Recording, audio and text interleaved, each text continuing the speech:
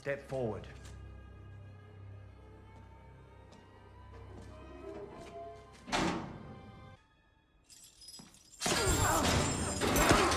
I wouldn't advise that. I can't very well let her leave. You could, if you knew exactly where she was going.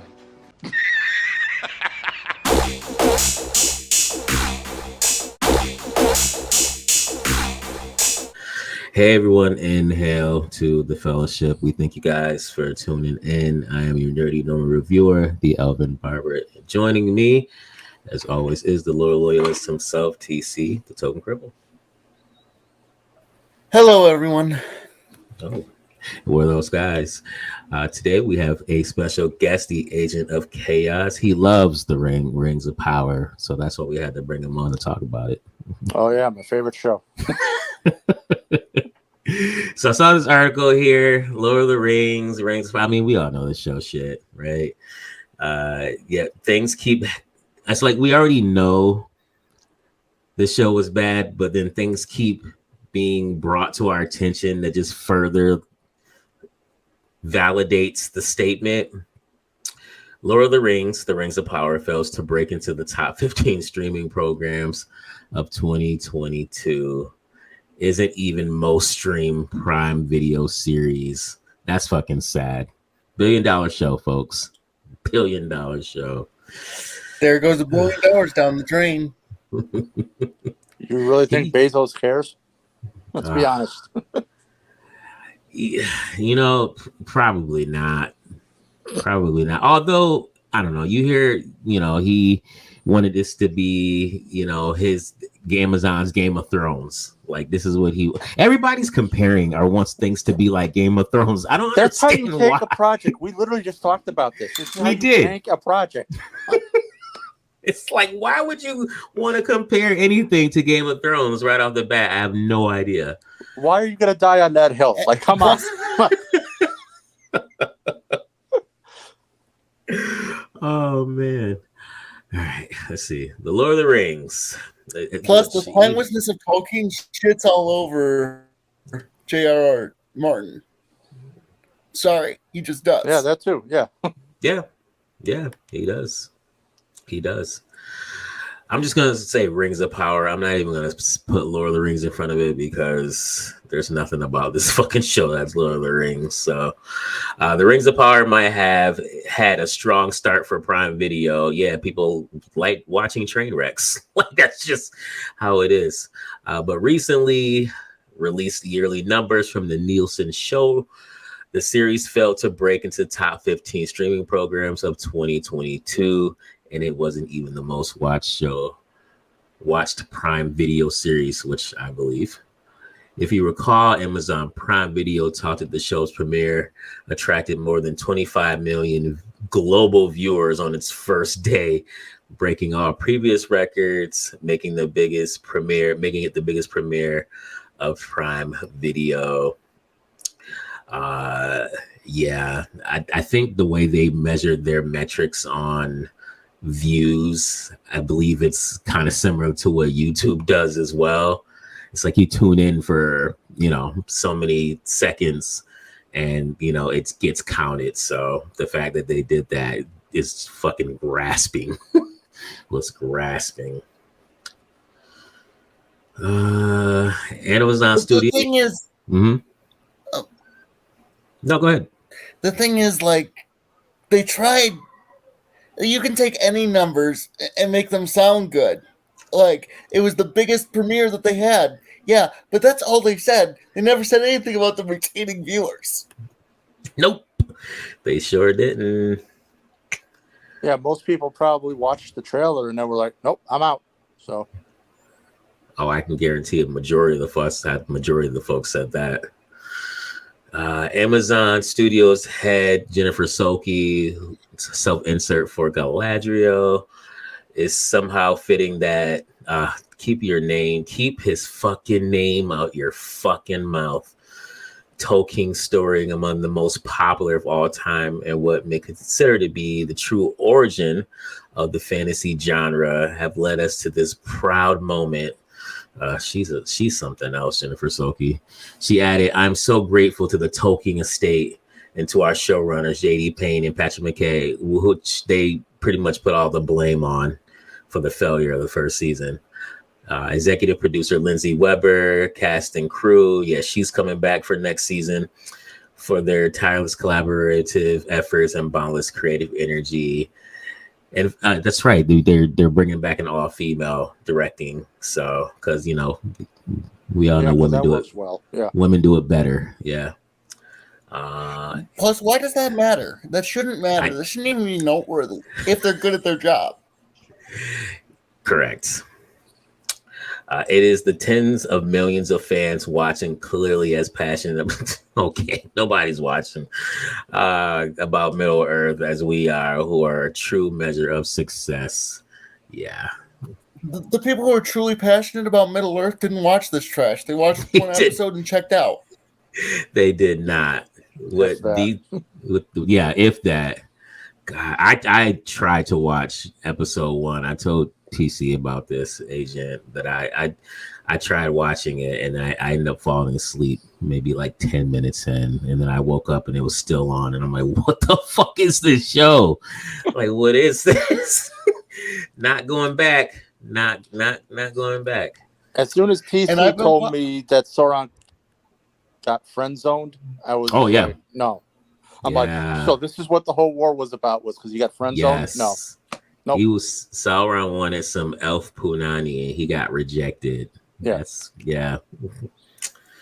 Were you gonna say something, TC?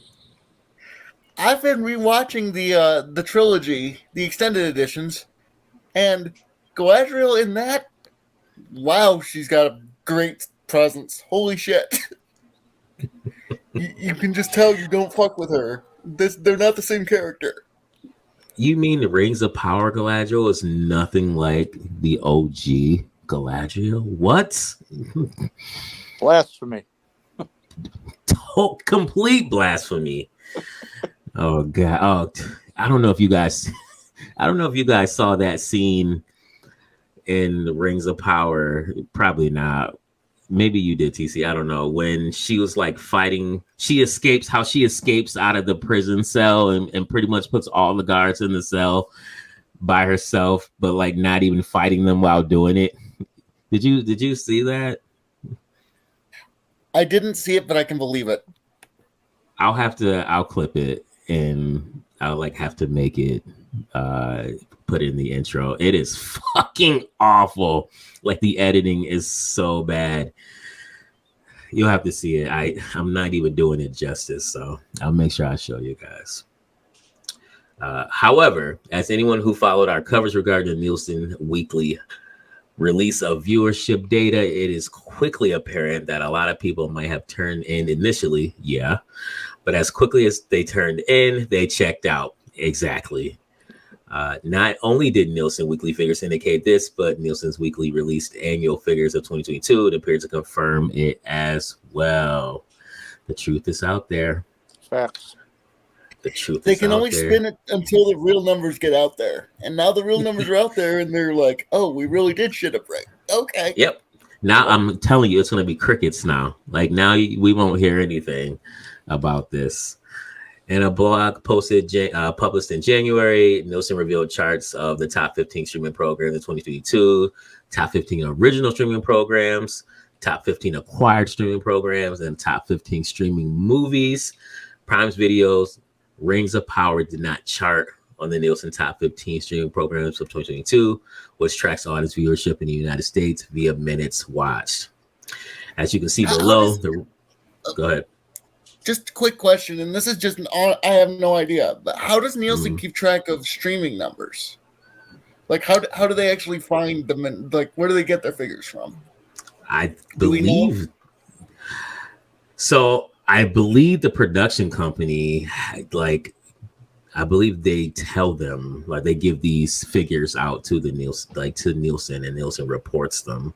Like, I think it's something where they have to track. So I think the production companies for these different shows and things like that have to, which, I mean, I guess in a sense you can lie, so to speak, or like you said initially, kind of talk about the figures that suit your narrative.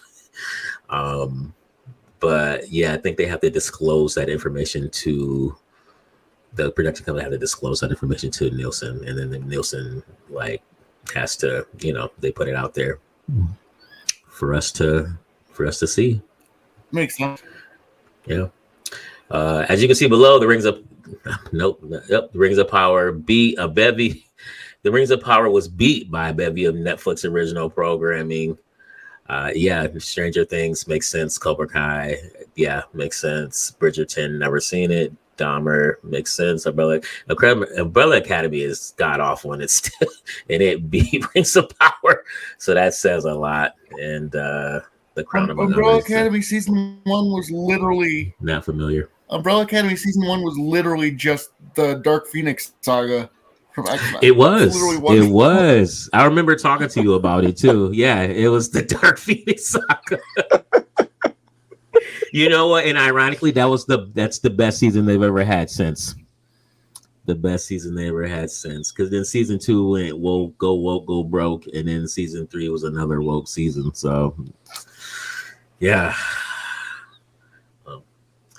It was even beat by reruns. Wow. It was even beat by reruns by NCIS, Grey's Anatomy, Criminal Minds, Heartland, Supernatural, and other Netflix licensed shows. We've got I'm starting to feel sorry for it. It's like, God, we all know that Supernatural was only good for the first 5 seasons. Exactly. Yep. Yeah. Wow. NCIS taking it over. Here we go. Top 15 streaming. Yeah. Stranger Things, Ozark, Gilmore Girls, Seinfeld, The Simpsons. It literally got beat by a show about nothing. That is. Yes. It did. I don't know whether to be impressed or ashamed. They should be embarrassed. They should be embarrassed. Not only did Rings of Power not show up on the 2022 top 15 streaming programs. Welcome to the Lunar New Year family spirit.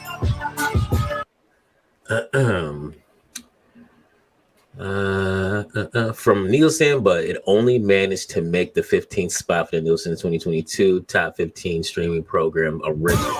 Welcome to the Lunar New Year. What is going on here? But it only managed to make the. Is that on your end, Barbara, or one of ours?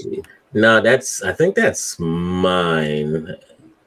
Like this stupid commercial keeps popping up. Like, shut the hell up. It was beat by likes of Netflix's Stranger Things, Ozark. Oh yeah, we said all of that. Let's see, but maybe the most intriguing figure of this chart is that The Rings of Power wasn't even the best performing Prime Video series. The honor belongs to The Boys, which season 3 was pretty trashy, which posted over 1 billion more minutes watched than Rings of Power. So The Boys, that used to be good too. And yeah. Apparently Gary from Nerdrotic was actually in the original comic. Yeah, that's what he said. He said he was in the original comic. That's pretty awesome. He knows the guy. He knows the guy.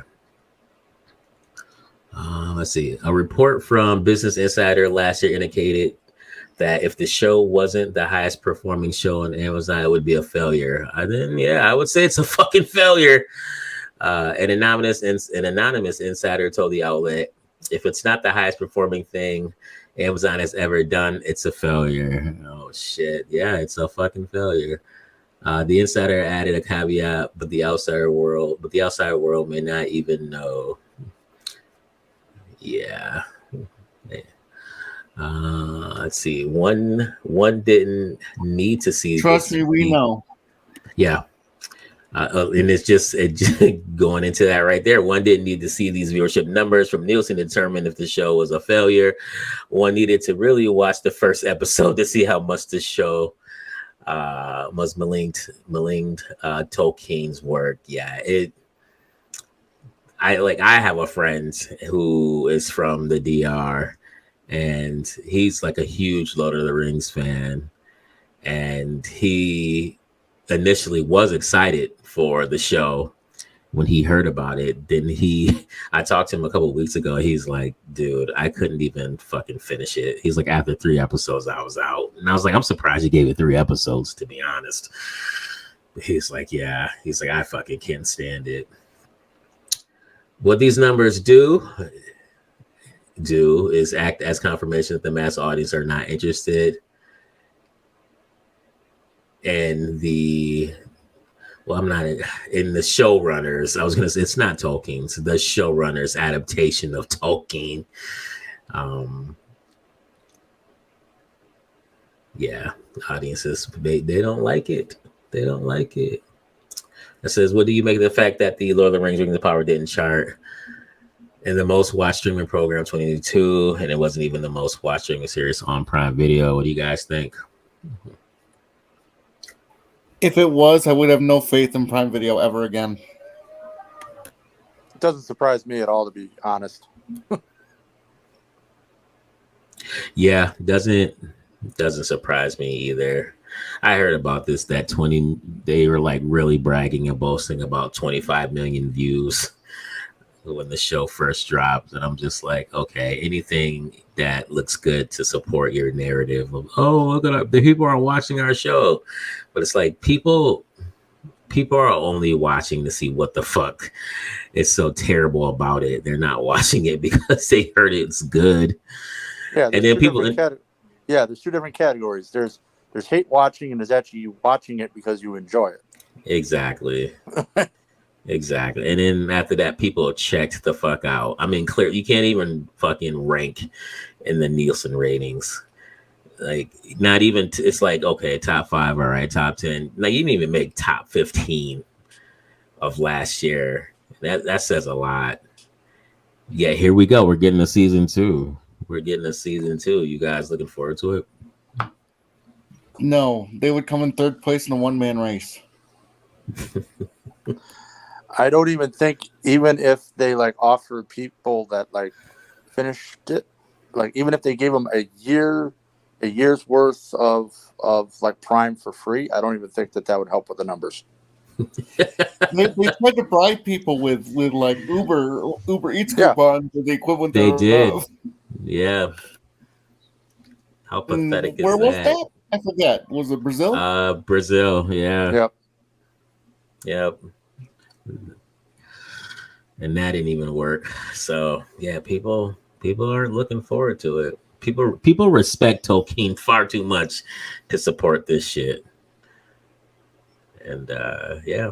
So any last words, gentlemen? Cast it into the fire. Destroy it. Exactly. Well, we thank you guys for tuning in. We ask that you smash that like button, subscribe, leave a comment, let us know what you guys think. Hit that bell for notifications, share this video out there. You guys take care. Bye, everyone. See you later.